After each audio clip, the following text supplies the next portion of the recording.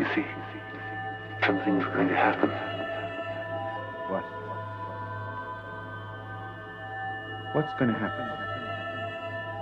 Something wonderful. What? I understand how you feel. You see, it's all very clear to me now. Welcome to the Occult Rejects, where we deep dive into the hidden, the heretical, and the forgotten truths of our world. Today, we are honored to be joined by Dr. Gregory L. Little, a psychologist, author, and explorer of ancient mysteries. He's the author of Mound Builders, Edgar Cayce's Forgotten Record of Ancient America, a groundbreaking work that blends archaeology, Native American history, and the visionary insights of the sleeping prophet Edgar Cayce. Dr. Little has spent decades investigating America's ancient sacred sites, and his research offers a compelling look at the lost civilization that once shaped this land long before mainstream history dares to admit. So buckle up, because today we're venturing into the mounds, the myths, and the mystical memories of forgotten America. But the other rejects that I got with me today, before we get to Greg, I got Lisa, the occult reject mad scientist, with us today. What is going on, Lisa? How are you? I'm good. Thank you for having me. I'm looking forward to this conversation. Yeah, thank you very much for joining us. And we also got Heidi. What is going on, Heidi? How are you? Hello. I'm glad to be here. Happy to meet you, Dr. Little, and happy to be here with JJ, Lisa, and yourself. So thank you. Listen, you want to let everybody know where they can find your stuff as well. Of course. I'm at the Unfiltered Rise everywhere podcasts are served. I do have my own podcast, unfilteredrisepodcast.com, and Heidi Love LUV is where you'll find most of my stuff. Thank you. Awesome. Thank you very much. And last but not least, JJ Vance. Nick, howdy, sir. Appreciate the invitation as always. Greg, great to meet you. Big Mound fan. So like I said, big fan of your Twitter timeline over the years. So definitely looking forward to the conversation. And Heidi and Lisa, always great to join you on an Occult Rejects here for a Mound conversation specifically, because that's one of my favorites. And host of Operation GCD, you'll find a lot of Mound conversations there. And perhaps more notably, not the vice president, JJ Vance. Looking forward to the conversation, though, Nick. Great time as always. Awesome. Thank you very much. And since I totally forgot that I was waiting on Jin and started recording, I'll plug his show for him. Threshold Saints. Jin should be popping in shortly. I totally forgot to wait on him. So, yeah. And finally, now on to Greg. Gregory, please let everybody know what your deal is, that I didn't already explain already, and let people know what other books you've written and whatever you want to plug, please, sir. Oh, wow. Well, first, thanks. And hello to everyone. First time I've met you. Although, these meetings are happening more and more often. We're going through, electrical meetings like this. And so it's getting increasingly weird. A lot of people here. You get to meet a lot of people. But wow. Okay, my background is in psychology. My real area was psychopharmacology, which that's what my master's is in. It's a subspecialty of experimental psychology. Now, I've been out of school for a long, long time. And most of my career has been in the field of criminal psychology. And I'm still active in that field, but I don't talk about it much. And that's just one of those things that I really just don't discuss much. If somebody wants to ask a question, I'd be happy to answer it. I got into this Mound stuff in 1983 after I finished my first book. And it's a long, involved story. I won't get to it, but it came out of nowhere. My first book was called The Archetype Experience. It came out in 1984, and it was a follow-up to Carl Jung's final book, which was called Flying Saucers, a modern myth of things seen in the skies. And since nobody understood what Carl Jung said in that book, or at least I'm saying nobody in the UFO field seemed to understand it, I decided as a new young doctorate to go ahead and write the book on it. So that was my first one. And then I got into Mounds unexpectedly. I have a lot of books and a lot of different topics. I've written textbooks in psychopharmacology and criminal personality and personality theories and just lots of different areas. But the Indian Mound stuff culminated with the writing of this monstrous book. It's like 500 and some pages long, and it's called the Illustrated Encyclopedia of Native American Mounds and Earthworks. Every page is like this, and it goes through state by state, and it's got like 1,000 sites in it. And the first edition came out in 2008. The one I just showed is the second edition, and I can plug that because you can't buy it. There are none of those available now. I was just going to ask JJ if he had one. He better go get one. I guess he can. Well, they're out of print, and I saw some. They keep popping up now and then on Amazon, and people are asking thousands of dollars for it. So what I've been doing for the past roughly 12 months is writing a new version of it, updating it. It appears to be about 850 pages now. And it's actually a promise to some, I'll call them Native American spirits. That's where that all began. But anyway, I'm an active professional, but this is the side stuff. I've been in the Casey organization a long time. It was actually my wife was the head of the Casey organization for many years and was on the board. And we actually ran the ARES. We were the ARES Search for Atlantis project for 10 years in the Bahamas and the Yucatan. And so we did a lot. So wherever you want to go with that. Just quick question. Do you know BD Salerno at all? Solana? Yeah, she was somebody that was on a show, and I don't know how far back. Maybe it was before your time. She was heavily involved in that Edgar Casey thing. She lived there, I think, for a minute. Well, there's a lot of people heavily involved with the Casey organization. I was just wondering if that might be better. Yeah, no, I don't know. My wife and I were the editors of the Ancient Mysteries newsletter for many years. Actually, we started it there. I've written tons of articles for it, as my wife has. We arranged and spoke at the Ancient Mysteries conference there for 10 straight years.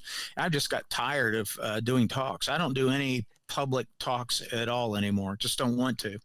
I was here for the Mounds, but I am a huge Edgar Casey fan with the Two Eye Stone stuff, in relation especially to Joseph Smith and Magical Rocks. Yeah. So that's fascinating to me. And also, I'm a psychiatric nurse. So if you ever do talk about criminal psychology, I'd love to chat with you about that one day too. Okay. Fascinating. The Two-Eye Stone, which very few people know about, was it started out as a communication device between the priests and priestesses of Atlantis. This is according to Casey's readings. So I'm giving you Casey's information. But it started out as this communication device where they would mentally tune themselves, and the crystal would move energy back and forth between what Casey called the outer spheres and the people who were mentally communicating with it. In fact, that, according to Edgar Casey, is how the priests of Atlantis found out that Atlantis was going to be destroyed, and this was in 10,000 BC, and told them to come up with a plan to set up the 3 Hall of Records. The main one, of course, is in Egypt. That's the one everybody knows about. But according to Casey, there were 3 Hall of Records that were identical in case one of them got destroyed. So there's one in Egypt under the Sphinx.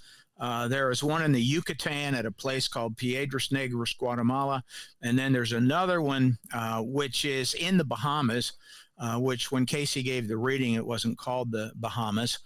But he Azorians, said the Azorians. Yeah. He said it's near Bimini, and he said it would a portion of Poseidia would rise again in 68 or 69, meaning 1968 or 69. And so that's what my wife and I did, a lot of underwater research with side scan sonar in that area, mainly the area around Andros Island, for roughly 10 years. Wrote a lot about it, wrote several books about it. We do projects and then move on. I love this. I'm a huge Howard Hughes nerd. So, yeah. So I love this. I think it's fascinating. Thank you. Anyone? Yeah. What was Casey's position on the mound builders? I'm not current on that. That's how I actually got into actively into the Casey organization. I'd always had an interest. Actually, Casey is mentioned in psychology textbooks. And that's how I first found out about Casey. And it's because of his really his healing remedies. And according to the American Medical Association, Edgar Casey is the father of holistic medicine in the United States. So anyway, my wife and I went to Egypt with the Casey organization back in about 1997. I was not an active member at the time, but we went there and got to meet one of the directors, and the director of the ARE found out about my interest in Indian mounds, which I'd already written several books about Indian mounds, and I was in the process of doing this monster at the time. And of course, this took a long time to do. And he said, hey, why don't you look at the Edgar Casey readings on mound builders and compare what Casey said to what is known at the time about Native American mounds in history. And my answer was, I didn't know Edgar Casey did any readings on Native American mounds. And again, now this is back in 1997. And he said, yeah. So I did this research. Casey gave 68 readings about Native American mounds and ancient history in the Americas, but 68 readings specifically mentioned the mound builders. Some of the things that he said is that the mounds were built from the south up, and he said that in the late 1920s. And at that time, really up until roughly 1996 or so, this was true. What mainstream archaeology said is that the mound builders began in the north and went south, but Casey said in the 1920s they began in the south and went north. And of course, that was considered nonsense. Now, that is the fact. It began in the south and went north. He also is that exhibited by like Poverty Point? Is that one of the older sites down in the south? Poverty Point in around 90 till the early 1990s was really the first of the culture sites. You're correct. There were mounds up north, two different kinds. Some that were near the old copper culture and the glacial cane culture. That's in like Minnesota and Michigan. And then further to the east, you have the red paint people, and they made really tiny mounds. And Poverty Point dated to about 1800 BC at the time. But now we know that mounds were being built in Louisiana starting in 9000 BC. Wow. And we know that there are more mounds in Louisiana that date to about 6000 BC, and a lot in 4000 and 4500 BC. And as you keep going north from southern Louisiana, it gets to 3500 BC, 3700 BC. Then you might get to 2000 BC, and then you're into about 1500 BC, and it just pops up everywhere. And in South America, the oldest mound right now that's known is a place called Isla del Tesoro, and it is dated to 8,400 BC. So that's one of the things Casey said that was absolutely crazy when he said it. It made no sense whatsoever. And he said that the mounds, though, were replicas of the experiences that people had from Atlantis. And so as far as I know, Casey is the only one of the late 1800s, early 1900s people, like in Theosophy or some of the alternative spiritual beliefs, that said that the Native Americans were the Atlanteans. Casey said point blank in his readings that the red race were the Atlanteans, and he specifically mentioned the Iroquois. And he said that before Atlantis, the final destruction of Atlantis around 10,000 BC occurred, a number of Atlanteans went particularly to the northeast of America, and they merged in with the red race that was already there, but they were the Atlanteans. So he also said that there were three big dispersions into North America. One of them began in 50,000 BC, people from the South Pacific, that's the term that he used, came mainly into South America, and then some of them moved up into the western part, the southwest of the United States. He said there was another intrusion into the Americas around 28,000 BC. And then in 10,000 BC, there were loads of people, different people that came in. And that, of course, is when Beringia opened, when the Bering Straits let a lot of people from Siberia and Asia come over.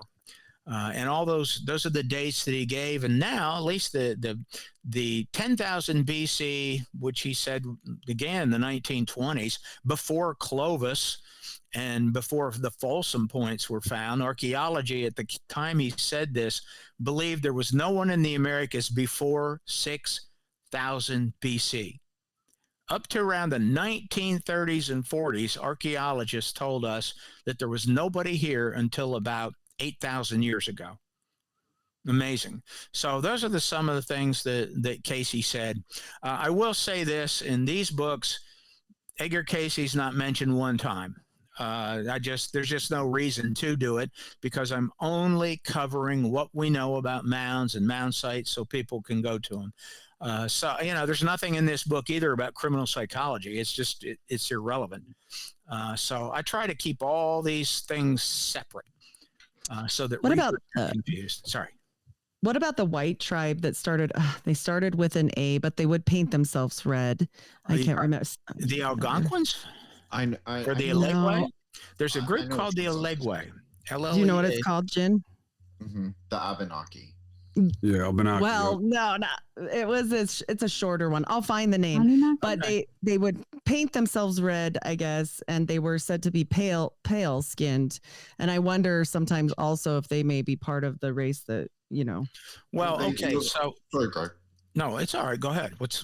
I was just going to say there is a tradition of using bloodroot to procure the red dye. So this is something that I know you have talked about Mi'kmaq, Heidi, and so this is something, since I live in that region now, even though I'm not from here, but that is a tradition from the region. Is like Abenaki, Mi'kmaq, all the way down to Massachusetts. They would paint with red bloodroot, which is a root of Mars. So Yeah. And the Beotsuk. The Beotsuk. The natives of Oaxaca do the same thing. They paint themselves red. Yeah. Well, like I had mentioned earlier, in American archaeology, they talk about the red paint people that were mainly like in Maine and New Hampshire and Vermont. And actually they got into New York and parts of Pennsylvania.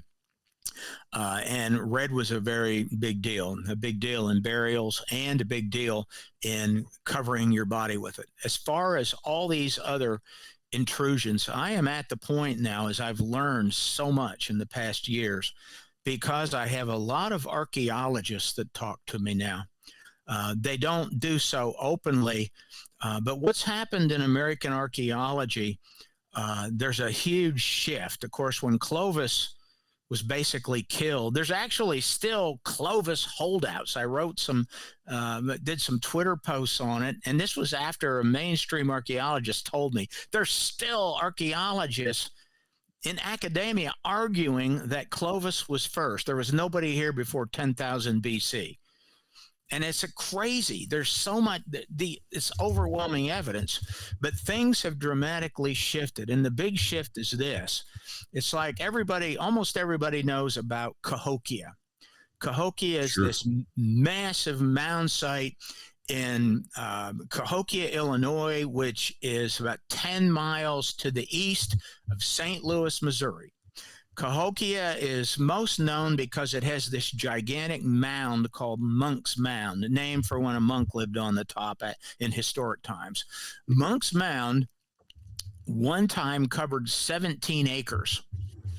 Now, it now covers 14 acres, but it once covered 17 acres. I'm giving you that size because the Great Pyramid at Giza covers 13 acres. So Monk's Mound covers now 14 acres after hundreds of years of erosion and archaeologists screwing it up. It is 100 feet tall. It's as tall as a 10-story building. That's the way to think of it. So you got this mound that's a 10-story building. There's a giant stone chamber inside of it that wasn't discovered till 1997. And nobody knows what it is or what's in it, and we probably will never know, at least not in our lifetime, because of NAGPRA laws. That's another whole story. But there's 120 mounds at Cahokia. Monk's Mound is just the biggest. Sorry, question? Oh no, I just found the name. It's the Adena people. Oh yeah, the Adena. Okay, Oh, the Adena people. Okay, I was gonna ask about that next, Heidi. I was gonna ask what your thoughts were on the who are the Adena? Okay, well, the Adena were the precursors to what's called Hopewell. So what you have are mound cultures. There's a series of mound cultures, like the red paint people are an early mound culture. So is Poverty Point. There's actually around 50 Poverty Point sites. Most people just think that there's one site, but there's 50 Poverty Point sites. And then it goes into Adena. The Adena, their mounds are gigantic conical mounds. They can get up to 80, 85 feet tall, and like a top of an ice cream cone, like a big, that's why they're called conical. So they're big. They usually have stone chambers in the base and loads of burials in them, and the burials are generally pretty elaborate. Sometimes they have earthworks around them, which means a huge ditch, maybe an outer wall around it, an earthen wall. Right. They started building those around 2000 BC. That's the earliest. Most of them date to 1000 BC to roughly 200 BC. And then they transitioned into the Hopewell. So the Adena people were the people who built the Adena Mounds. And the Adena Mounds is simply, it's a culture name from Adena, Ohio, which was the name of the plantation near Chillicothe, that one where the first mound, the Adena Mound, was excavated. And it was a governor's house where they did it. He had the mound on his land, so they called it the Adena culture. Hopewell was also there near Chillicothe, and it was the Hopewell plantation. And the Hopewell were the sort of, I guess, the logical outcome of the Adena. And they built these gigantic geometric earthworks, some of which extend 56 miles in length. The largest geometric earthworks in the world are in the United States. They start in Newark, Ohio, and they end in Chillicothe, Ohio. That's another really long story. But the Adena, there are some authors who say the Adena were white. I can tell you that there have been quite a bit of studies where they have taken the skeletal remains excavated from Adena and Hopewell and Mississippian, which was the next group, the next culture that came after the Hopewell. They have taken those skeletons, they have removed both mitochondrial DNA and nuclear DNA, which nuclear DNA is human DNA. And a lot of people don't understand mitochondrial DNA, but anyway, I won't get into that. I take the rest of the show. But they have tested them, and their DNA essentially is the same as the current descendants of those people, who are the Native American tribes or the First Peoples in Canada. First Peoples is the term used in Canada. Now, in America, most tribes do not like the term First Peoples because they want to argue about who was first, and we know there's a lot of movement, but they were here a long, long time. So I do know this too, and this is where I was going before the term Adena came up. What's known is that there was a huge intrusion of people around the year 800 to 900. They came into the Southwest at that time from Yucatan, going across the Gulf of whatever you want to call it. No matter what I say, when I say the Gulf of you know what, somebody gets mad. If I call it the Gulf of Mexico, somebody will say, nope, it's the Gulf of America, and the other way around. So there were people traveling from the Yucatan to what we call Florida and to Louisiana. Some of them were probably going around on land. They were traveling. They were bringing culture. They were doing cultural and people exchanges. But it was occurring on a massive level in the Southwest. This is now known. And this massive group of people coming into the Southwest brought this culture with them. And it was a culture of kings. you'll hear people talking about chiefs all the time. And the first time that I started saying Native Americans had kings, at least at Cahokia, they had a king. And that's only been the last year where I've found that out. And it's from mainstream archaeologists. So it's causing a revolution in archaeologists. But what they did was take this into that area called American Bottom, where Cahokia, Illinois is, American Bottom. They brought this type of corn or maize, which grows really well, produced an astonishing surplus of food. And literally tens of thousands of people came in there. And you'll hear, if you look on Wikipedia or other places, they'll tell you, oh, the population of Cahokia was 5, maybe 10,000 people. And then some will say, well, there might have been 20,000 in the area, but now it is at least 20,000 people right at the core of Cahokia and another 30,000 living right around it, like in the immediate suburbs.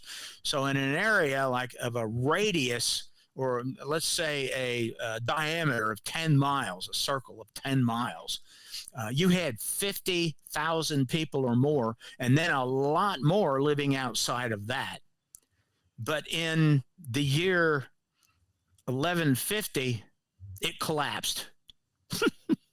And when it collapsed, this is the great mystery that comes up about Cahokia. Where did everybody go?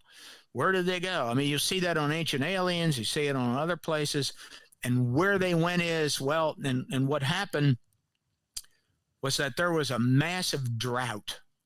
The people were being controlled and were going along with this kingship idea and what I'll call the path of souls ideology. That term is from a book that I wrote in 2014.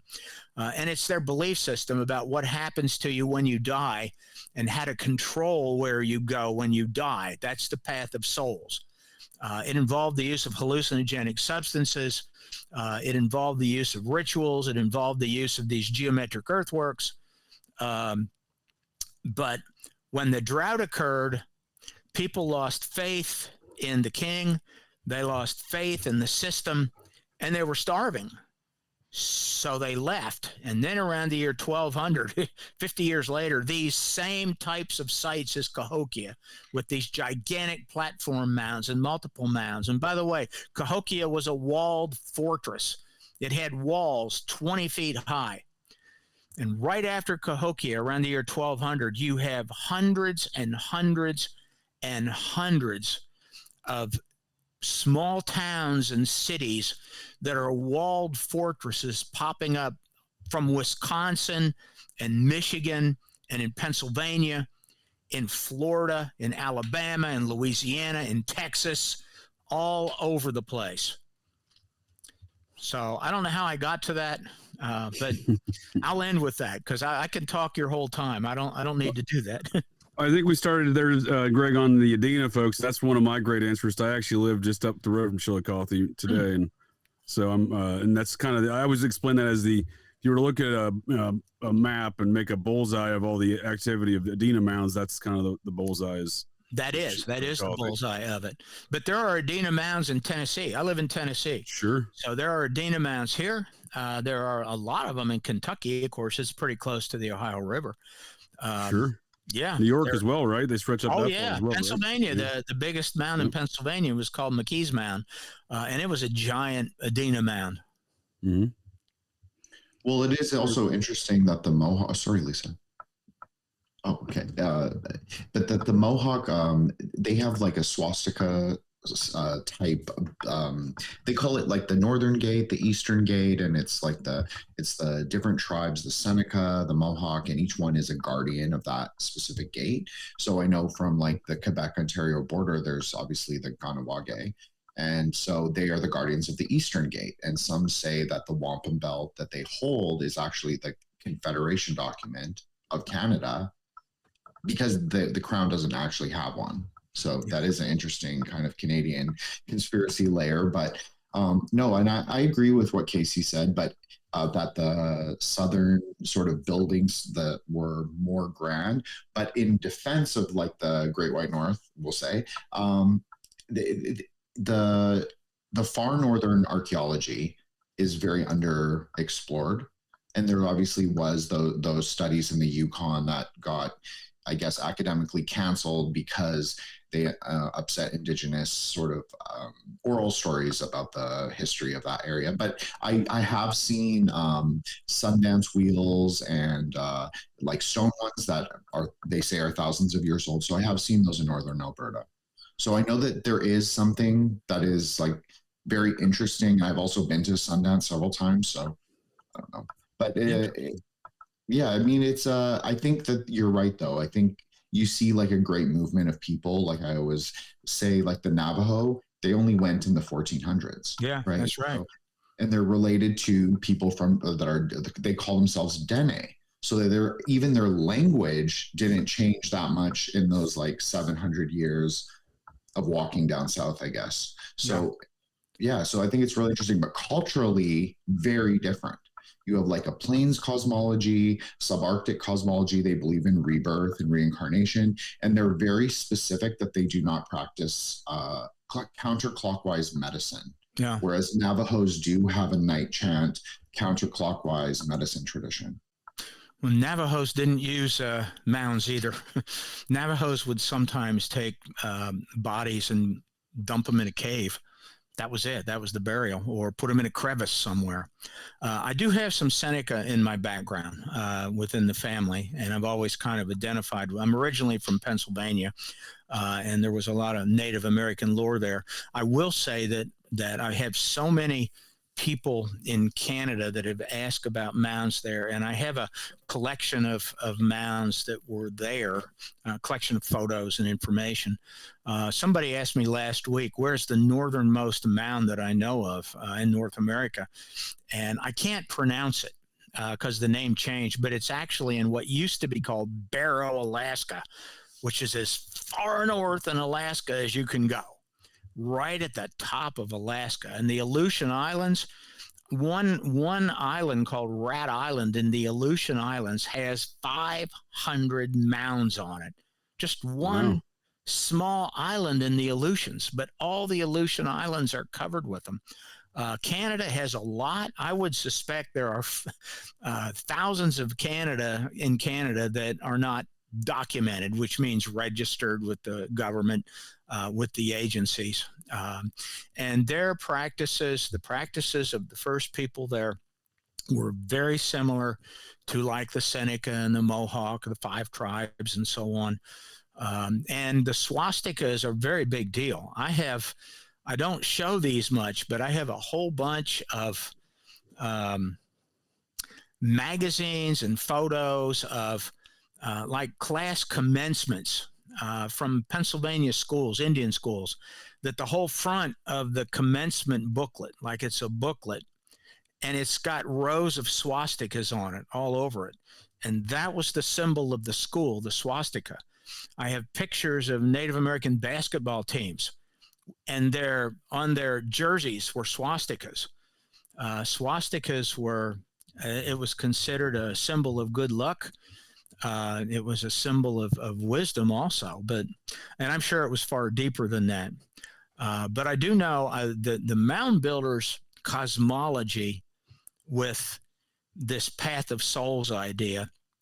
I don't know how much that transfers to, say, the northern tribes, but I do know that they have the same basic beliefs as the Navajo. There's some shared underlying cosmology and belief system with all of them, and it appears to be the same cosmology in a lot of Asian and even European cultures. Andrew Collins is one of my good friends. He stays with us a couple times a year. We go over to England and stay with him a couple times a year. And Andrew and I have written quite a few books together and made a lot of videos together. But Andrew studies that stuff in the cultures in Europe. And that's what we have collaborated on. I'll do the Native American stuff and he does the European stuff. But there's some ancient system of beliefs about the body and about spirituality and the soul and what happens when we die that appears to be almost universal. And what we're seeing in the Native American lore, at least, is their side of that universal belief system. Do you think that's interesting because there is definitely a crossover between these European ancient sites in America. And years ago on my podcast, I did a comparison of Liverpool, England, and East Liverpool, Ohio, and they're both founded on mound sites, and it's distinctively similar kind of setups. And there's a ancient site over there. I forget where in England, but it's called the Roman Mounds. I think the Roman Road Mounds. I have been to those. I've posted photos. Yeah. Nice. They're giant mounds. They look just like mounds in the United States, but they're really big. Yeah, they look just like Hopewell mounds to me. Yeah. I mean, they literally look like some of the ones you see in Chillicothe at the Hopewell site there. There's a lot of those. The Roman mounds they're much bigger than than the older mounds in England. There's mounds in Sweden. Sure. When I got on Twitter, I've got great photos from traveling around in Sweden. And that was actually a criminal justice thing. I went to Sweden as a criminal justice consultant for them, and wound up traveling all over the country, which was bizarre, and went to mound sites all over the place. Yep. That's exactly what I do when I travel as well. I just when I used to do I did 20 years in the Air Force, and wherever I was in the U.S. traveling to different Air Force bases, I was going to mound sites. I'll mention one other thing here about the commonalities and belief system. I know you know who Graham Hancock is. Okay. Sure. So, and you probably have heard of Andrew Collins. Andrew is on almost every Ancient Aliens episode, and he's on the William Shatner show and several others. He pops up all the time. Andrew had an alternative theory about the Great Pyramid and the three pyramids at Giza, and of course, Graham Hancock believes that they are aligned with Orion, which came from Robert Bauval, of course. And so Andrew did some work, and he wrote a book called The Cygnus Mystery, because an engineer had said, well, the stars of Cygnus, which is the Northern Cross, the three main, it's actually the cross, the T of Cygnus, those three stars fit the pyramids better. So Graham didn't like that. Graham and Andrew are good friends. At the time, I didn't know Graham. I do know Graham now pretty well and have interacted with him quite a lot. But Graham said Cygnus is ridiculous. It's not part of it. Well, when the book Path of Souls came out in 2014, Andrew wrote the introduction to it, and Graham wound up buying the Path of Souls, and then he contacted me, and it was astonishing because in the Path of Souls, it talks about this belief system of Native Americans. When they die, they do this ceremony for the soul, and the ceremony is done on the winter solstice, and it's aimed at Orion. You have to aim it at Orion. So you might do a cremation on the top of a crematory mound, and you have a enclosure around the mound like earthworks, Hopewell earthworks, but there's an opening, and the soul is propelled through that opening, and it has to happen on the winter solstice sunrise. They've got a 2-week window to do it, and the soul makes a leap toward Orion's nebula, which is called Messier 43, and it's right under the 3 belt stars, and it has to occur right before the sun rises and blots it out. So Orion sets into the western horizon. Then the soul tucks into Messier 43. There's actually a depiction of this in lots of Native American pottery and in lots of their iconography. And the soul then traverses the underworld during the day. So it makes a safe passage in the underworld, tucked in to an Ogie is the term they use. It's spelled Ogee. The soul goes under and around, and it comes up the next night on the eastern horizon, which is where Orion rises. And then, of course, it crosses the sky and sets in the western horizon. When it comes up, when it's first seen at night, the soul comes out of Messier 42, or this Ogie. It hops on the Milky Way and makes a journey that lasts a while on the Path of Souls, or the Ghost Trail, as some Native American tribes call it, to Cygnus. And at the Cygnus constellation, it meets a gigantic raptor bird, which is a judge. And then it has these trials, and the judge is at the fork of the Milky Way. One side of the Milky Way is a dead end. The other side continues on. If the soul is found worthy and not burdened by its deeds on earth, it is allowed to pass, and it goes to another portal or ogi, and it goes to the other world. Well, when Graham saw that, Graham researched the same stuff and said, "Oh my God!" I was at a conference with Graham, and he stood up. He showed the cover of Path of Souls, and he said, "Okay, I got to admit it, that the Path of Souls is the same thing that the ancient Egyptians were doing. That it's the exact same kind of cosmology, and they showed it slightly different, but that's where the idea comes from of what I've said, that there's a shared belief system here that is across massive cultures, and there's no real way to explain it, except I do believe that ancient America had lots of people come in and out many, many times, many intrusions. I will say this, that if 1,000 men came, let's say 1,000 guys from England came in, which isn't what I'm claiming, but let's say 1,000 Vikings came in. If they were all men, they wouldn't leave a trace of themselves with Native Americans, not a genetic trace. If you're looking at ancient DNA, which is mitochondrial DNA, because mitochondrial DNA only comes from the female side. So even if those Vikings had interbred and had, thousands and thousands and thousands of children and their descendants are still alive today, they wouldn't have a genetic trace with mitochondrial DNA. That's what I was going to ask about. If you thought that there had been some, intermeshing with the Vikings and at Lanzhou, meadows, Yeah, for and sure. then, I mean, just with the Micmac, I'm Micmac, and I know they rather would be called Mi'kmaq now, but I had some Canadian guests write in and talk to me about this, and then I studied it more because it was fascinating, and so I was going to ask about that, if you thought maybe that's why those people were described as white, later on. I think that I even believe along with Scott Walter, who I'm now friends with, Scott believes that the Templars came in there, and that their flag or their symbol came from the Templars. And while mainstream archaeologists hate this stuff, they hate it. Because they've said for so long that it didn't happen, and now more and more evidence comes up, and I think it probably did happen. I think the Chinese came in the West Coast too. There were Chinese. There's actually Native American DNA that perfectly matches what we would call Taiwan. Sorry, I can't say Formosa. Right. That's a dirty word. It used to be called that when I was in school, but they made them change the name. Long story there. The other China. Yes. The original China.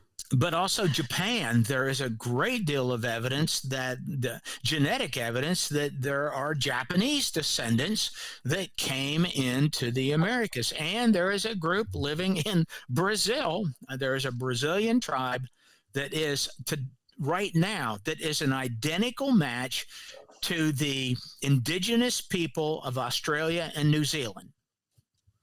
Well, so much of that native, and I've talked about this a lot on my channel, and it goes clear into Mormonism. I totally think that not only the Templar tradition came in, but Martinist tradition, where they were practicing Solomonic magic, and you see it with these native tribes as well. I mean, they can't chuck it out, but they hate it. They hate it. So it's a really interesting topic. It's a bottomless pit to talk about. It is interesting that in Canada, to be on the Indian Act, to be part of covered under the Indian Act, you have to use your mRNA to enroll tribally. So they use the mRNA specifically to prove tribal enrollment here. Now, this is very different than the US and how it works. And we have a whole federal bureaucracy that covers tribal identity and all that. But it is very interesting. And the idea of land claims, you guys are talking about Martinism, and I agree. I think that there was a Templar influence, because if you look at treaty chiefs, especially the numbered treaties, so in Alberta, Saskatchewan, and Manitoba, part of Ontario, these are called the numbered treaties. So these were the major treaties that sort of set up the founding of Canada, really, because the treaties are with the crown.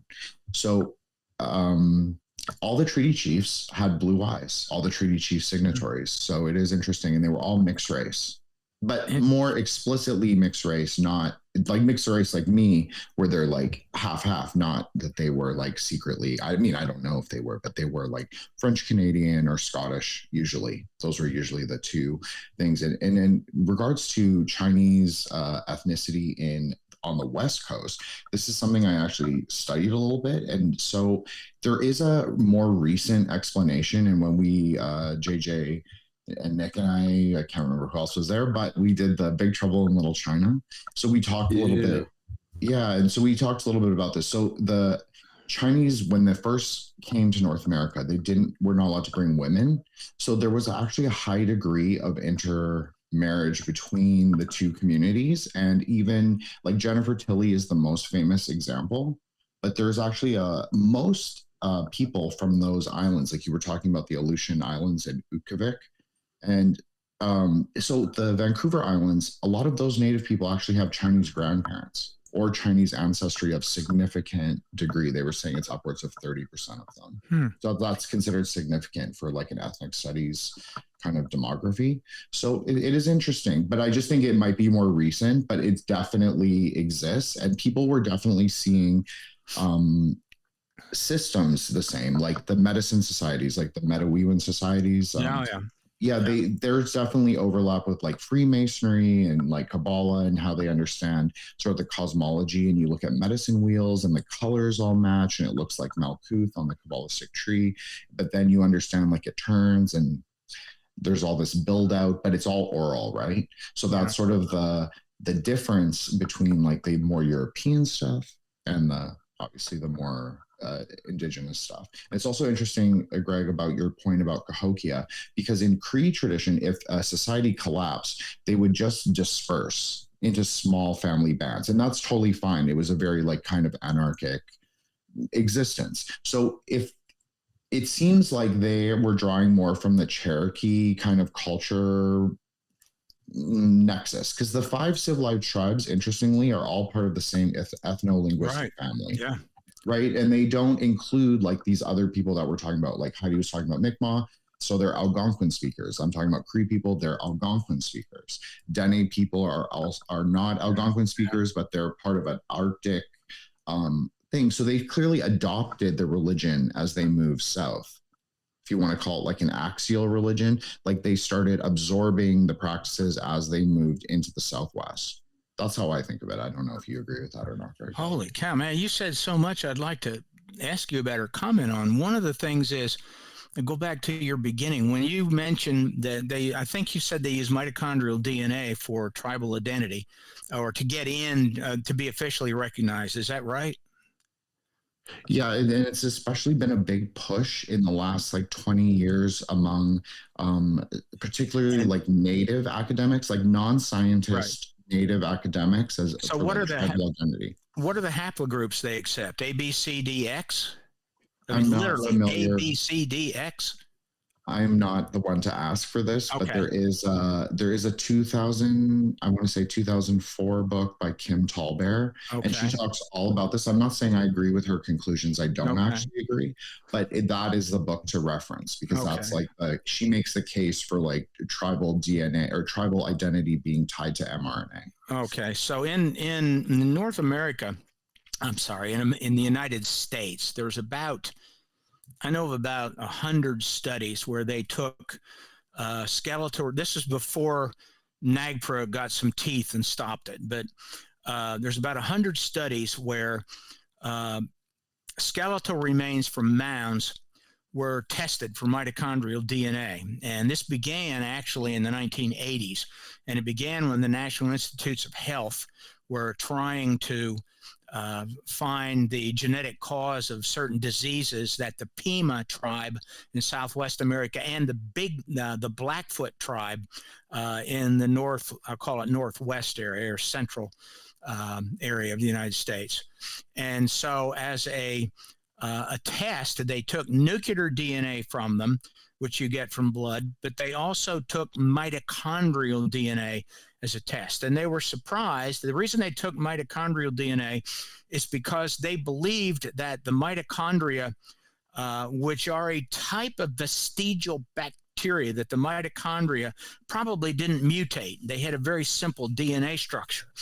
And they were shocked. They came up with 4 different types of mitochondrial DNA. And because it was convenient for them and they were shocked, they said, oh, what do we call them? Let's call them A, B, C, D. And all of that came from North America. So or from the United States. So immediately they started testing these skeletal remains out of mounds. And sure enough, they found A, B, C, and D. So at that time, archaeologists from the United States went to Siberia and started testing Siberian natives that had lived there their entire lives. And they found, sure enough, they had A, C, and D. They then tested some people in Japan and China and found that they had B. That haplogroup, these are called haplogroups or haplotypes. And so they said, aha, we've proven that all of the Native Americans came from Siberia, across Beringia. That was it initially. And then they found one they couldn't explain in skeletal remains. And in the testing of living Native Americans, it started popping up. About 1 to 2 to 3% of Native Americans had it. And they were shocked. They hadn't found any of it anywhere else except in the skeletal remains and in living Native Americans. And they called it X. They literally called the 5th one X. And it's astonishing. So haplogroup X made them start looking everywhere around the world. And today there are 32 major haplogroups of mitochondrial DNA. And if you've ever heard of mitochondrial Eve, it's based upon all these haplogroup studies that began around 1982 by the National Institutes of Health, designed to study Native American genetic diseases. That's where it all came from. So haplogroup X it's a time machine. It's very difficult to explain this, but mitochondria have mutations on a fairly regular rate. So many thousands of years. As I recall, it's 5,100 and some odd number of years is the average. But it mutates. So by removing remains from cemeteries and knowing when these remains were buried, which is something they've actually done all over the place, they can tell when these different haplogroups developed in different areas of the world. One good example is haplogroup X, a place where it popped up to very high degree, is in the Pyrenees Mountains, in 5,000 to 6,000 year old cemeteries in the Pyrenees. Anybody know who the people that lived in the Pyrenees were? Pardon? The Basques. That's exactly correct. The Basques. Nobody knows where the Basques come from, including the Basque. They don't seem to know. So it's a very unusual group of people. By the way, that's a place where Edgar Cayce said the Atlanteans went also, in addition to North America. They went to the Basque or to the Pyrenees Mountains. Anyway, so that's one of the things I wanted to ask you about. If they're using haplogroups A, B, C, and D, which was the first ones found, and I have read a bit out of Canada of skeletal remain research, all of which was done in the early 80s and very early 90s. But all of that has come to a halt, at least the part where they're looking at the skeletal remains. There's a fellow, and go to another thing you said, there's a fellow by the name of P.D. Newman who has a recent book called Tripping on the Trail of Ghosts, which he started when he read Path of Souls and had a discussion with Graham Hancock. It was Graham Hancock who told him, you need to read this book, Path of Souls, at a conference in England. So PD is an expert in masonry. He's a 32nd degree Mason, and he wrote a book on theurgy. And so he wrote this book, Tripping on the Path of Souls, which is about the Midewan ceremony, which involves an ayahuasca-like substance that Native Americans, we know they were using. Ayahuasca, of course, is the substance, the DMT substance used in South America, but it was also being used here in North America. And it's shown the way to make it and how it's used is in some of the Midewan ceremonies that are in the literature, the ethnography literature from the 1800s. And they were using a lot of hallucinogens in this. Absolutely. Yeah. Yeah, I'm really familiar with the Daniel Mormons. He wrote like the first huge compendium on like the ethnobotanical UC. I'm sure you're familiar. Yeah. With it. Yeah. Everybody knows that book. So in my opinion, this is just my theory. This is something I'm just playing with, but I actually think it might, because passiflora, so passion flower, is a really good MAOI inhibitor, actually. And so I actually think that is what was utilized, because you can see I'm really interested in syncretism. So what I used to think about a lot was kind of like the syncretism between like indigenous pathways and like Catholicism, because in Canada, especially, most Native people are Catholic. So you see a lot more syncretism in those kind of churches in those kind of regions. So the idea that a passion flower, like when a European saw it, said that, okay, that is like the Christ, like the explosion of, like, you could say, like the splendor of God, like the explosion of like a religious experience.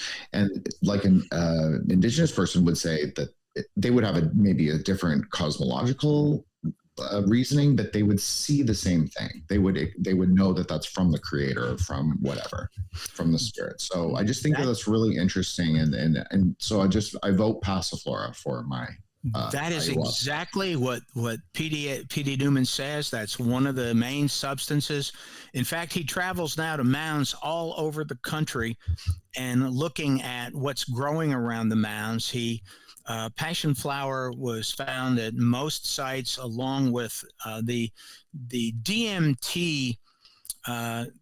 The main substance, or the main plant that it came from, is honey locust trees, and it is in the roots of honey locust. So they would mix passion flower with honey locust, with the roots of honey locust, and it created the same experience as you get with ayahuasca.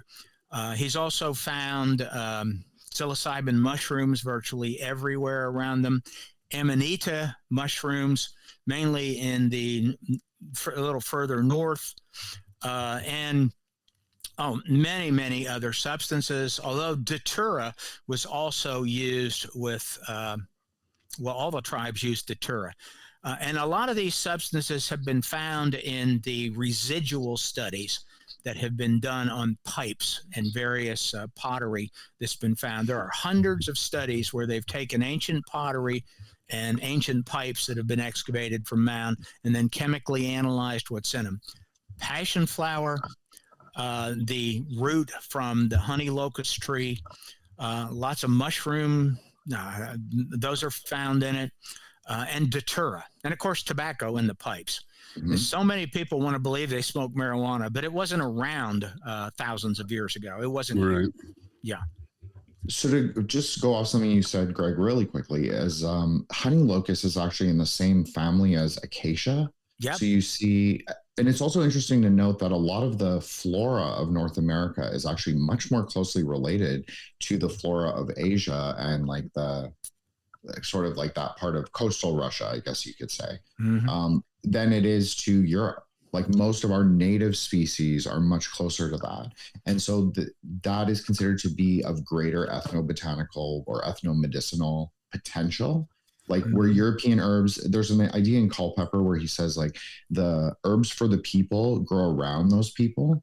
So in like England, they just need like the common herbs. They're fine with like comfrey and calendula, but like the more quote unquote, air quotes, JJ, civilized you go, the more eastward, the more dense the population. You need plague medicines, you need like complicated medicinal compounds. So the herbs necessarily have to be, and thank you, JJ, necessarily have to be more potent. So it is interesting that we share, or not we, but North Americans, we share like that. Our herbs also have a high degree of medicinal potency.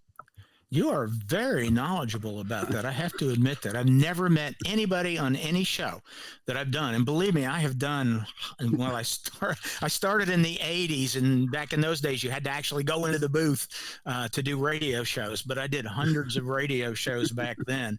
But I've never had anybody that knew all this.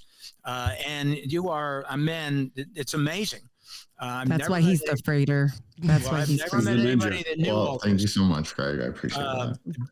What PD has found, and he's actually gone and taken this stuff to academic archaeologists, talked to them in their labs, and what they found is that shaman were carrying around these medical, or the medicines that they needed, and they planted them near the mound sites. So he's found like acacia, and he's found a lot of these honey locust plants growing around the mound sites, and there's too many. It had to be planted there, but it's all over the place. Now, we're only talking about certain kinds of mound sites where this Path of Souls ideology was present, where you were sending the soul to the stars, and so you had to use these substances, and of course the whole middle on story, all that mythology is tied into this. So PD has written about how amazing this mythology that is in these, these verbal stories told from one generation to another appear to be pretty accurate, even now that they're thousands of years old altogether, because they've been passed down for thousands of years. But they are stories telling people how to use it and what happens on the path as you are using it. Anyway, I'm going off on another tangent here.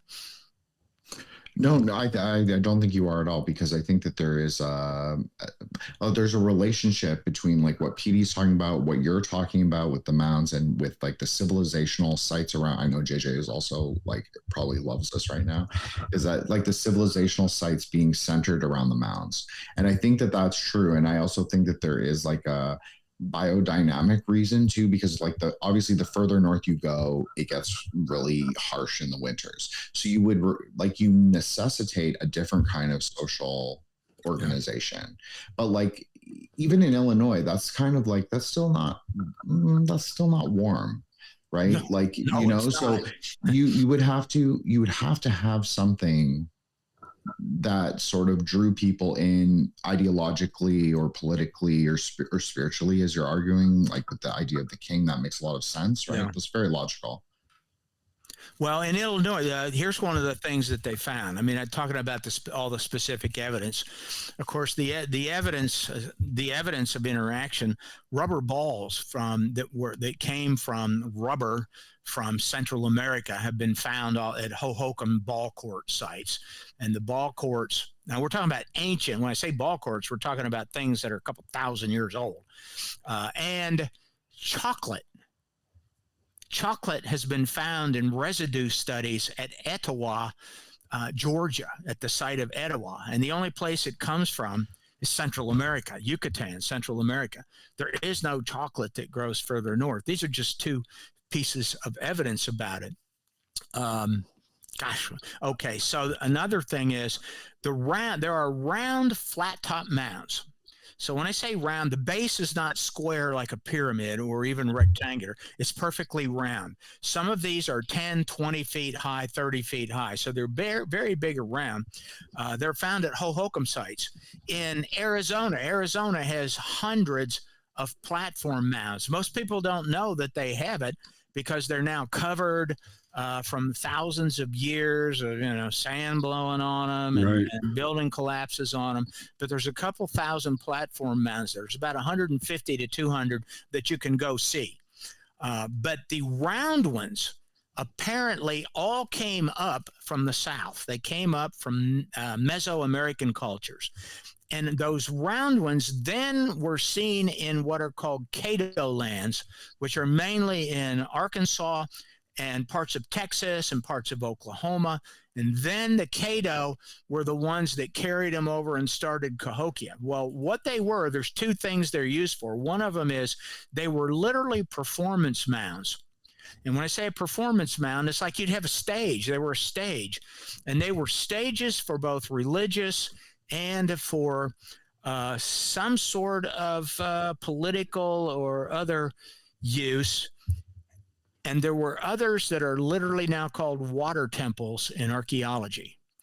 And so at the top of these mounds they built these big buildings. And we know, like the big building on the top of Monk's Mound at Cahokia was 100 feet long, 50 feet wide, and it was 50 feet tall.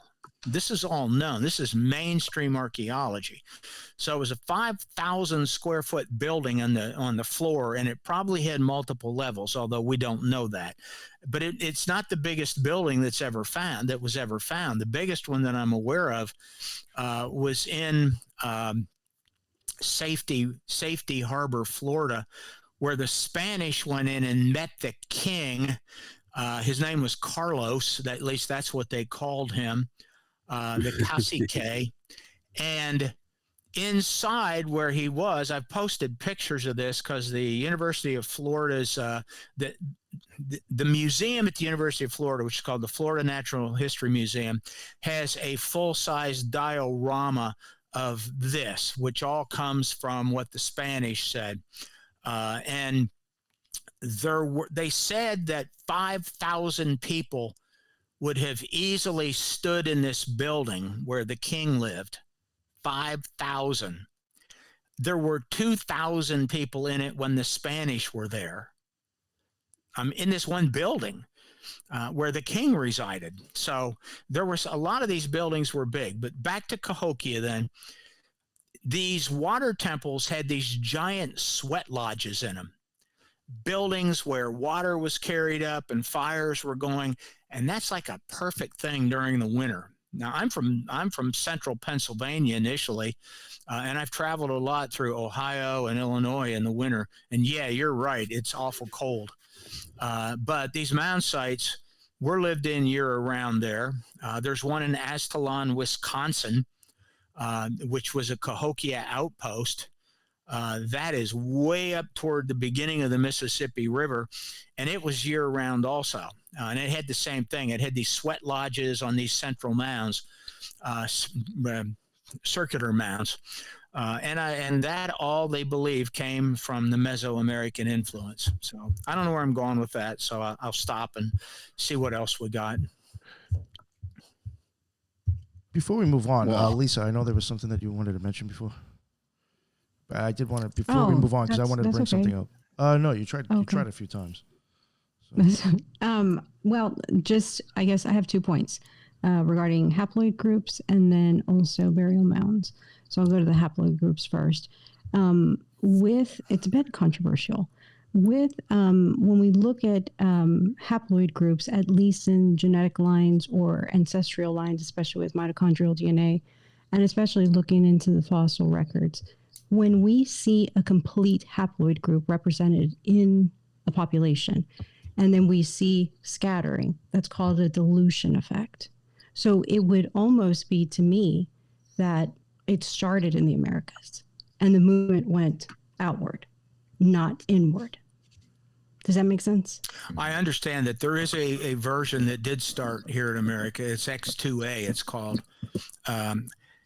And it's so this gets so complicated. Initially, it really looked like, X2A started in America. There is the highest distribution of haplogroup X in the world is actually the Druze in Lebanon and Syria. And they're actually fighting right now against the Syrians, the Syrian leadership. But the Druze have always, they call themselves the children of the law of one. If you know anything about Edgar Cayce said the good side of the Atlanteans, because it's split into two groups. There was a good side and a not so good side. But the good side was the children of the law of one. But anyway, that's what the Druze call themselves. But anyway, yes, it does disperse. X2A very clearly started here. Sorry, go ahead. No, and the reason that I personally subscribe to that theory is because when we look at some of the earliest migrations of the earliest people, they followed animals. A majority of them, the canine species and the equine species. Canine and equine species started in America. Their origins started in the Americas, and they moved westward. Westward, usually following the path of the sun, right? Rarely do you see migration into eastward. it's always westward. But I mean, it's one of those things. And so when you see these haploid groups and you see a dilution effect, and then Jin's excellent point, you see the same type of botanical type genetics in the Americas and in Asia, it almost begs the question, are we looking at this backwards? Yeah. Are we looking at it from like flip it the other way around? But that was just a quick point. But my question to the burial mounds, one of the things that I found pretty interesting, and you mentioned Piedras Negras in Guatemala, that was built, I believe, in the Macinta River. Yeah. And We had to take that river to get there, and we saw drug runners while we were there. After we were there, it's not a tourist site. So after we were there, drug runners took it over and actually put machine gun nests in there. And the DEA went in with Black Hawk helicopters and got them out. But another story. Sorry. No, that's good. You got the full experience of Central America. And so then when you mentioned the pyramids of Egypt, and so you have the Nile River, and I believe, if I'm not mistaken, that the Vatican City was also built on burial mounds. I believe it was on the Tiber River, and it was an ancient burial mound, if I'm not mistaken. And so you see all of these burial mounds being built on the banks or at the mouth of a river.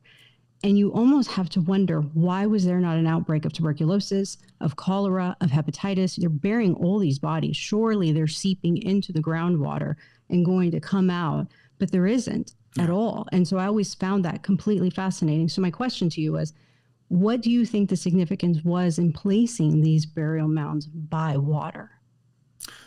Well, in the Path of Souls ideology, the soul had to make a leap across the body of water to the star, to Messier 42, or Orion's Nebula. That is one of the major components of the Path of Souls ritual. And I don't know why you have to go over a body of water, but that's what it is. There are of course burial mounds that don't have any water around them. I would assume that in some places, deaths would occur, but the people lived near water. They always had to live near water. The population centers were near water, just as they are today. But I don't know. I do not know. The idea of they used to say that Cahokia, this was one of the theories about Cahokia, when the tens of thousands of people left Cahokia or disappeared, according to the mystery there, that it might have been disease. And I once thought it was disease. And I once thought maybe it's because they used all the wood. When you got 50,000 people basically living on the land and they all need wood every day for fire, and they start moving out, I figured, well, they used all the wood. And it became unsustainable. But that's not the case either. So, Cahokia didn't disappear because of their diseases. There were diseases that occurred, but it's after the Spanish came in. Yes. And it destroyed up to 98% of the population in some places. So, right. I don't know. I don't have an idea why. They just didn't throw a body on the ground and then cover it with dirt. That's what almost everybody thinks that a mound is. And that's what I thought till I really got into this. When I started, I didn't know anything about this. And I thought a mound was just dirt over a dead body. But usually they prepared the space. They carefully prepared it. They created tombs. People don't know this either. If you go to England, you'll see a lot of stone burial chambers, really well-made stone burial chambers. Loads of American mounds have the exact same thing, stone burial chambers. Very well-made stone burial chambers, but most people don't know this. The roofs were made out of either big slabs of stone put over each other, or they often use gigantic logs laid across and then put stone on top of them. A lot of these burial chambers have been excavated, or I'll use the word looted because that's more appropriate. They have been looted intact, and they've just found incredible stuff out of them. I mean, it's incredible how many artifacts and I seldom say, I've never said, I'm not sure I want to. I'm not going to say what all the things that have been found at them, but lots of pottery, lots of copper, lots of flint, coal, you name it, obsidian, beautiful Tablets, stone tablets, the not Adena golden plates, but tablets. just stone tablets. You mentioned gold. Some, I hate to say it, some gold and silver artifacts have been removed from Native American mounds. It's very, very rare, but some has. And that's not what I did not want to say, because a looter might hear, oh my God, I can dig it in a mound and find gold and silver. No, you aren't going to find Be gold the and next silver. Joseph Smith. Yeah, you're going to find the inside of a federal prison now if you do that. But yes, some gold and silver have been found by archaeologists doing excavations in the Native American mounds. It's hard to find those reports. I don't have those. I don't mention that in here because of looting. I just don't. My favorite findings are the stone tablets with the ancient writings that we don't recognize, and like the Cincinnati tablet, for example. Yeah, which appears to be ancient Hittite. There's about a dozen Adena tablets. That's now I see a lot of your interest in tablets. Adena. Okay, these are mounds. The Adena mounds are where these tablets. I have replicas here. If I'd thought of it, I'd have brought some up and showed them. But they're about this big. They're usually made of shale or sandstone. They're very well made. They're about a half-inch thick. They have carvings on them. They have all kinds of. Some of them have what looks like a form of writing. Most of them have weird symbols. They're usually divided into 4 quadrants with a lot of weird symbols. And about 14 or so of these have been found. If you read up about them, you'll see, well, archaeologists have only found 2 of them. The rest of them, are called into question because they were found by non-archaeologists. But they're genuine. And you can't see the originals anymore, except for those in private collections. They do occasionally have the Cincinnati tablet on display at the Cincinnati Art Museum because they claim it's art. Yeah, well, I suspect they don't now, not with NAGPRA. And that's only happened in the recent months. Loads of museums have closed. They've closed the Native American section. Some of the giant museums have just cordoned off the whole Native American area until a NAGPRA representative goes through. I've posted. Is this a recent revision to NAGPRA? It was revised about a year and a half ago. Yeah, I missed that. And the revisions went into effect about 6 months before November. Anyway, you can read a lot of this in the archaeology journals about what happened.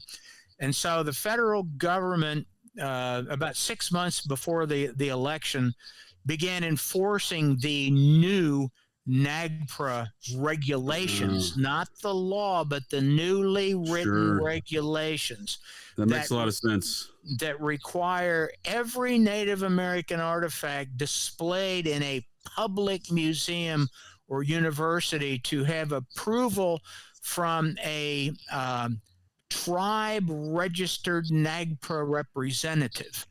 I went through and it costs a lot of money. So universities, and there's only a few of them. The federal, they get registered or authorized to do this. There aren't many tribal representatives that are authorized to do it. So it's taking a lot of time. Wonderful. So rather than museums just pulling everything out of display, they just close the doors to that area, which we've found in Texas. The Portsmouth, Ohio Museum, which had an incredible collection. They just cordoned off the second floor, which is where all that was. That makes a lot of sense because I had a friend of mine go to the Ohio History Museum in Columbus last summer to take his kids there. And he was showing me pictures. He goes, where's the tablets? And I said, oh, man, they're not there, are they? Nothing. There's nothing there. That's wild. That's exactly why. Well, the Etowah Museum has repatriated the 2 marble statues about this big, 2 beautiful marble statues that were displayed there that were excavated from the Etowah mounds in the 1800s. I've got loads of photos from them, saw them there. Those have been repatriated. The University of Alabama Museum at Moundville, which had thousands of incredible artifacts from the mounds. All of those were actually reburied in a mound at the site about a year ago. Wow. They had a secret ceremony where they were reburied. Southwest reburied a lot. Now, what you'll see in some are, these have to be approved too, replicas. There are some pottery replicas that they show, but those have to be approved also. I went to the University of Arkansas's museum in Fayetteville and saw, I'm going to guess, 100,000 artifacts. I posted photos of being in this museum. It's closed. I got permission to go in. I wasn't allowed to see the repatriated artifacts, which are on these stands that are about, shelves that are about 10 feet high, really long, and there's like 30 or 40 double shelves that are just full. I've posted some photos of that on Twitter, but none of that is shown, nor will it be. So that's what's happened. Kolomoki, Georgia. Kolomoki had incredible artifacts taken. They were the only place I know of where they found a couple hundred pottery vessels found intact that were all perfectly preserved, placed in a chamber in a mound so they would not break, would not get wet. And they were recovered in the 1900s, 1940s, and put on display there. I mean, absolutely beautiful. I've posted a lot of pictures of those on Twitter also. That's now been closed. I was there last year at this time, and from last year at this time to now, the museum's closed, and they're removing all of those artifacts from display. So that's happening everywhere. I just Go ahead, Nick. Yeah, please. Sorry. I know this might be a little bit of a long-winded question, but I did want to wrap it up in a little bit. So, I mean, I did want to ask a long-winded answer. I know, like, how Mexico kind of gets looked over for their pyramids, I think, to an extent. So I was wondering if there was anything with, like, the mounds there as well. Was there any that you thought were rather impressive that don't get, like, any recognition or anything? There were mounds that were covered with stone. There are mounds that had stone sides. They had stone slabs on them. The first people that came in, the first settlers that came in found all those stone slabs and stones, convenient building material, and they took them. Downtown St. Louis, Missouri, where the arch is. I've posted a photo or illustrations of the rebuilt site.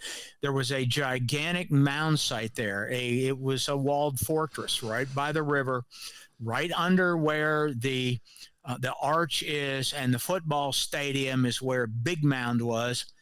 Big Mound, St. Louis was absolutely gigantic, a massive mound. The first long-nosed god artifact was found in Big Mound when it was destroyed. Big Mound was destroyed in 1850s to 1860s. It took a couple years. They had to bring in a steam shovel. There are photographs of it, and they literally obliterated everything in downtown St. Louis. They just destroyed it. Right across the river, East St. Louis, same thing. East St. Louis had a complex of roughly 20 to 50 mounds. It's believed to have been 50 altogether. I've put up an illustration of East St. Louis, Illinois on Twitter also. I did that a couple of weeks ago. All of that obliterated, gone. Almost all mound sites are gone. 90%, somewhere between 80 to 90% of mound sites that were in the United States are gone. They've been destroyed. Loads of them had stone exteriors, but they're gone.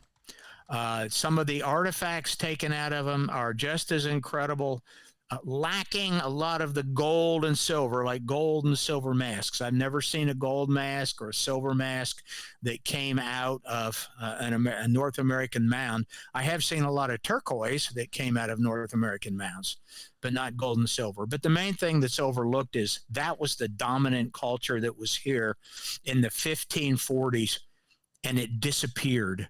It disappeared within 20 years. Gone. The population, which was probably 20 to 30 million in what we call the United States, went down 95 to 98% within 30 years. and it was forgotten. By the time the first settlers came in the year 1600, around 1600, and started pushing west, by then there had been almost 200 years or 150 years of growth. Everything was overgrown. Everything looked natural. There was almost nobody left to explain it. And the myth of the mound builders started because of that. But the population was absolutely decimated. I will add one more thing to this. In the Yucatan, it was solid buildings, solid cities. There was an island off Yucatan called Cerritos that was 600 feet in diameter, had a giant stone wall around it, and then had a stone wall in the water. I have actually filmed that entire stone wall underwater. And that was Chichen Itza's port. It's at Isla Cerritos, which is off the coast of Yucatan. And from there, these huge canoes were going to Florida and to Louisiana and the Gulf of Alabama and Mexico. When I said the Gulf of Alabama, I mean the shores along the Gulf, not the Gulf of Alabama. I just changed the name again. Oh, my God. That one doesn't even exist. You just made that one up. That's great. It's just a forgotten culture. It dominated the whole land, and it's forgotten. That's why I'm doing what I'm doing. That's it. I have a question about the Basques. You brought up the Basques and the RH factor, and I know we haven't got into this, but I'm more fascinated with the esoteric end of things and how they spoke about these giants that were doing this weird sex stuff with everybody, and then they had to take them out. And then we've got the stories of the Indigo children and this new RH factor, and a lot of these things that seemingly supported. I mean, we can say evolution, but it's never happened again. I mean, ever. So how do you feel about all that? Well, that's a lot. I know. We could do more than a show on that. So I will say this: there are several really good tales, Native American tales, about how they had to rise up against the giants who were their leaders. Now, in general, they don't say their leaders were 10, 20, 30 feet high. They talk about them as very big, physically big people. There's several ways to pronounce it, but this comes into where the Adena were and so on. And they said that they rose against these leaders when their demands got preposterous, and they were mainly sexual demands. That's what's in it. And they rose and they killed them all off. There are a lot of mythological tales of Native Americans. One more thing about that. The Smithsonian did a 7-year mound survey project during which they excavated 3,000 mounds. That was started in the 1850s or the 1870s, actually. And during their mound survey project, digging into 3,000 mounds, they dug up and recorded 17 skeletons in very well-made tombs, all of which were 7 feet tall. 7 feet 8 inches tall was the largest one. And that's all in the Smithsonian publications. Archaeologists found those. Since then, since they did it, roughly another 10 skeletons were recovered by mainstream archaeologists in their literature, of about 10 skeletons found that were 7 feet tall to 8 feet tall. Loads of them, I don't even talk about these much, loads and loads of skeletons were like 6'4" to 6'8", something like that. But, everybody's interested in the 7-footers. Statistically speaking, one of every 174,000, I think it's 74,600 people is 7 feet tall. And I did a statistical analysis of the skeletons that were found by the Smithsonian, published it in that book, Path of Souls, and found that it is statistically not possible by chance alone for that. And archaeologists actually jumped on that and said it's the best thing they'd seen in the alternative field, since I'm an alternative person to them. And they called it the Adena elite hypothesis. And that is that the Adena leadership, the elite of the population, were abnormally large people, which in a book that Andrew Collins and I co-authored called Denisovan Origins, we believe that they had some Denisovan, they were Denisovan hybrids, or ancestors of Denisovans that had interbred with, other people and wound up over here. Long story, but there you go. Well, I bring it up because the Mormons always speak about, one of their top secret passwords when you go through the temple is talking about the sinews and the life in the sinews, and they're affiliated with Skull and Bones and all these things. So the stuff you're talking about, to me, I mean, no wonder these people are putting buildings on top of mounds, right? They're harnessing, like, in my opinion. I mean, the blood speaks. Yeah. So. A lot of people think that it's an energy source. Yeah. There's a lot, and they use crystals for something. And there's a little experiment I tell people: you can light up a room with 2 crystals, and you can put the crystals in a bathtub filled with water, and if you have all the lights out, you can light up the whole room with refraction from the crystals. The first show I ever did with Art Bell back in the early, one of his last shows, Art came back after a break. They have these breaks, and all the breaks on those late night radio shows are for men's prostate problems. So they last about 5 minutes. And Art Bell came back, and he called me Dr. Little then. And he said, "Well, Dr. Little, I did exactly what you said with those crystals during the break. I went into the bathroom. I filled the tub full of water. I got a pair of gloves. I took 2 large crystals like you told me, and I turned out the lights, and I put my hands in that bathtub, and I did just what you told me to do. And do you know what happened?" And I said, "It worked?" And he said, "Yes, it worked." He said, "I couldn't believe it."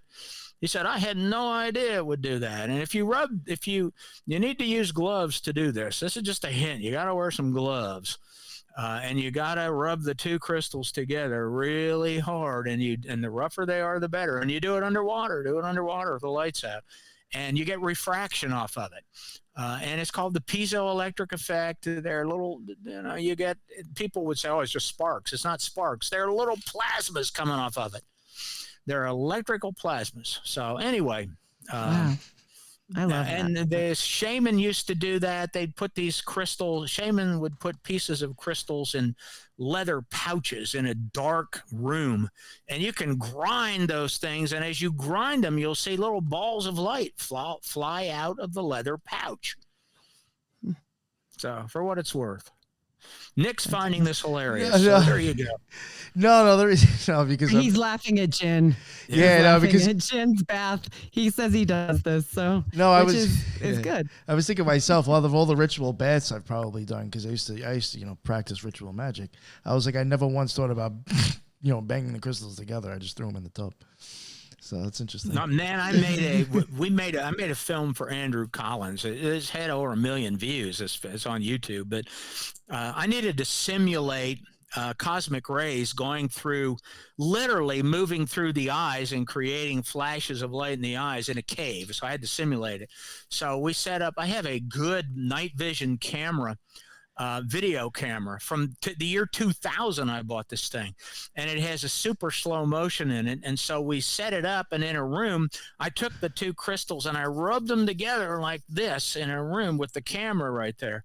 And oh my God, it was incredible what it looks like. And you get all these forms coming out, and they look like people, and they look like birds, and they look like animals, but you can only see them in slow motion.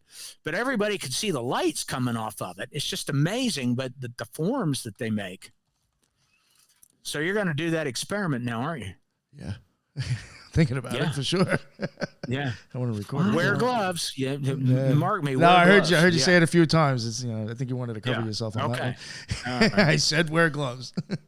I guess before we wrap it up, I did want to ask one more thing, and unfortunately JJ's got to go. I don't know if you want to say goodbye now before I ask another question. See you, JJ. No, I greatly appreciate the conversation. I appreciate the time, Nick, and the invite, and Jen, Heidi, and Lisa, always a great time here in the Occult Rejects. Greg, I'd love to have another Mound conversation with you in the future. That'd be fantastic. Okay. Thank you so much. Love the Twitter feed for sure. Been a big fan for years. All right. I'll put this on Twitter when I can. Oh, nice. Thank you. All right. Thank you. Awesome. I know we kind of mentioned it a little bit, and Heidi was saying that, and I'm sure everybody here has an idea that maybe these things might be used for energy or power or something to that extent. Do you think there might be still some use to these mounds nowadays if people understood what they were for? Like, do you think some of them might be still useful? Well, I do kind of, I don't teach it. I've written about how to do it, how to connect. There are some mental things that can be done at these, and I think that there's a mental connection that you can make with it. It requires you to tune yourself to the Earth's ambient electromagnetic frequency known as the Schumann resonance. The problem that we have today is that we live in an electromagnetic cesspool. We have so much electromagnetic energy that we are bombarded with that it's really causing issues with people.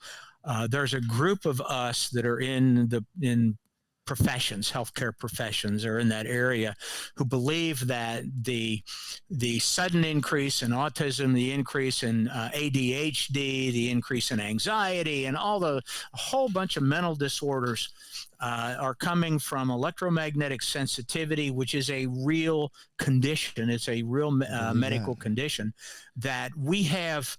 That there is so much electromagnetic energy around us now that is human made that it's causing trouble for people to get connected to whatever is over there, whatever you want to call spiritual in nature, or just nature itself. I tell people that the Native Americans believed everything is spiritual, that everything has a spiritual nature to it. Beyond that, I have no explanation to it. I do know that how I contact it. I know how other people can contact it. And you use that, you try to harmonize it and so on. Some of the shaman would use it almost like Edgar Casey did to make certain kinds of predictions or to assist the people who were making decisions in the tribe, the chiefs and the elders and so on, or to do healing. They would do healing with it. I don't pretend to do any of that, but I do tell people how to connect. But the problem is that we literally live in an electromagnetic cesspool. If you look at how many Wi-Fi connections you're getting where you are, where I am here, I'm in a suburb of Memphis, Tennessee. I got like 15 different Wi-Fis I'm connecting to. There's wires all over the place where I'm at. It's just everywhere. Cell towers are everywhere. You will notice a difference when you go out into a place where you get no cell tower connection, you get no connection at all, and there's no electricity. A good place like this is Hovenweep in Utah. Hovenweep ruins. Go there and get down in. You got to get down into the canyon there where there's no connection, and make sure you have your cell phone off. Don't have anything electrical on you. And I'll guarantee you'll feel a bit different. And just sit there. You sit in a place like that. Close your eyes. Don't meditate. Meditation is a mistake. Don't meditate when you go to these places. You want to sit there and you either listen, just listen. That's all you have to do. It's good to keep your eyes closed at first, but listen and try to geolocate things in your mind that you're listening to, and that will pop you out of your consciousness. That's a very simple way of doing it, but it's incredibly effective. Oh, wow. We go once a year up to Ogden Canyon, because I live in Utah, where there is no service because the kids drive us crazy if there's service.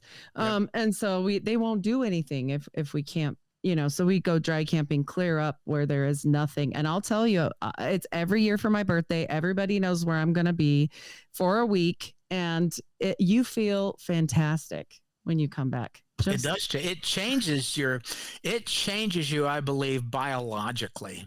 Now you'll readjust when you get back home. It'll go away pretty quickly. But what we don't understand, we cannot understand what these ancient people lived in, because they had no man-made electromagnetic fields at all, except when they were doing their crystal magic, because that creates an electromagnetic field. Yes. Well, I would love to talk to you further about the Belial group and Ahriman and Steiner and all these crazy things we can't get into today, and blood magic and all these things about the giants. But I know if I go any further today, we'll be here and absolutely forever. But I appreciate you so much, and this has been fascinating. Oh yeah. Well, thank you. I gave a talk at the Steiner Center in London, by the way. Oh, did you? Awesome. I studied Oh wow. That's about awesome. Steiner. Yeah.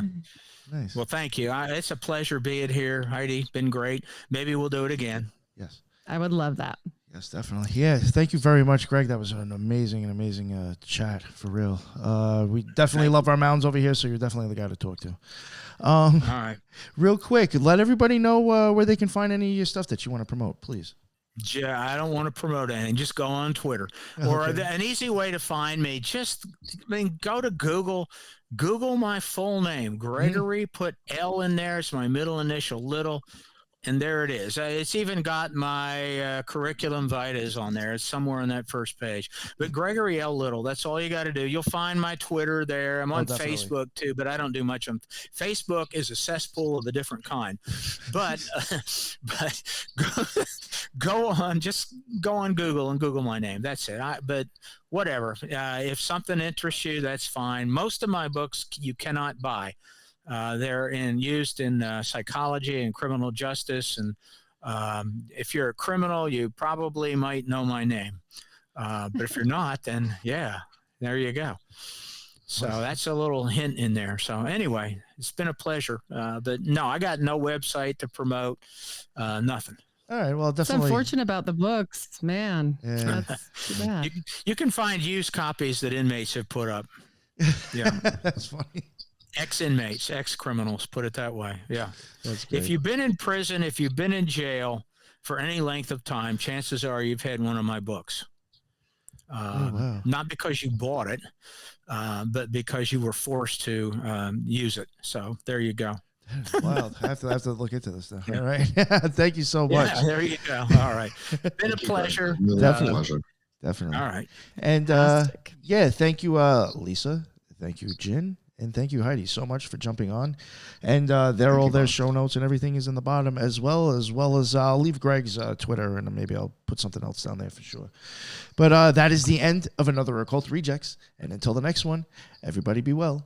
Later.